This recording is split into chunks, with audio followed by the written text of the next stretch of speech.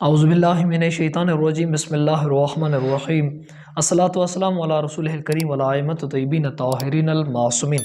مومنین کرام، اہل خانہ کے بہت سارے حقوق ہیں، حتیٰ کہ یہاں تک رسول اللہ کا فرمان ملتا ہے کہ حضرت فرماتے ہیں کہ جو شخص بازار جائے اور وہاں سے کوئی تحفہ خریدے اور اپنے اہل خانہ کے لیے اٹھا کر لے آئے، یعنی کہ ان کی جو چیز ہے تو وہ اس کا اٹھا کے لے آنا محتاجوں کی مدد کے لیے صدقہ کا مال اٹھا کر جانے والے کی طرح ہے۔ جو اپنے گھر والوں کے لیے لے کر آ رہا ہے وہ محتاجوں اور غریبوں کی مدد کی مثال ہے، یعنی بہت زیادہ اجر ہے، ثواب ہے اپنے گھر میں جو چیز لے کر آ رہا ہے۔ تو پھر یہاں پر آگے ہمیں ملتا ہے کہ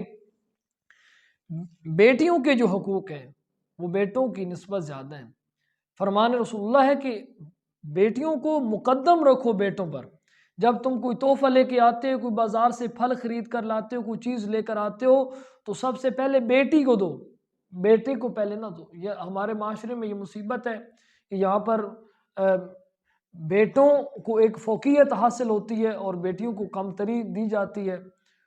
پتہ نہیں یہ کہاں سے ہم تک یہ چیز، یہ تو اہل عرب کی زمانہ جاہلیت کے زمانے، یہ اس زمانے میں یہ لوگ کیا کرتے تھے کہ جہاں پر بیٹوں کو مقدم کرتے تھے اور بیٹیوں کے حقوق کو تلف کیا جاتا اور انہیں حقارت کی نظر سے دیکھا جاتا اور انہیں زندہ دفن کر دیا جاتا۔ تو یہ وہ سوچ تھی، لیکن رسول اللہ صلی اللہ علیہ وآلہ وسلم نے جو ہمیں جو چیزیں دی ہیں، جو ان کے حدیث ہم تک پہنچی ہیں، جو وہ ہمارے لیے ماڈل اور نمونہ ہے، تو اس میں بیٹیوں کے حقوق جو ہے وہ تو بہت زیادہ ہے۔ کس حد تک زیادہ ہیں کہ بیٹیوں کو مقدم کریں بیٹوں پر۔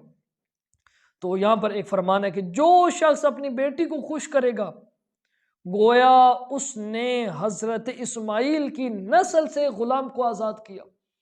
حضرت اسماعیل علیہ السلام کی نسل سے ایک غلام کو آزاد کرنے کا ثواب ملتا ہے اس شخص کو جس کی بیٹی اس پر راضی ہوتی ہے، باپ پر راضی ہے، بھائی پر راضی ہے۔